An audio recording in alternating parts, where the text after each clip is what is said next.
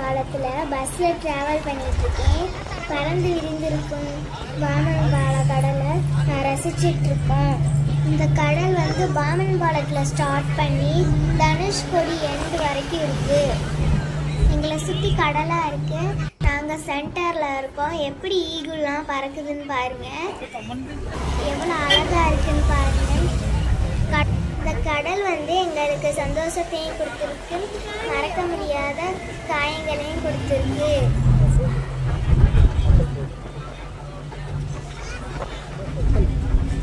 எப்படின்னா இந்த ஆழ்கடலுக்குள்ளே போய் தான் மீனவர்கள் வந்து மீன் பிடிச்சிட்டு வராங்க. இதில் தான் எங்கள் வாழ்க்கையின் ஆதாரமே இருக்குது. மீனவர்களுக்கு நன்றி.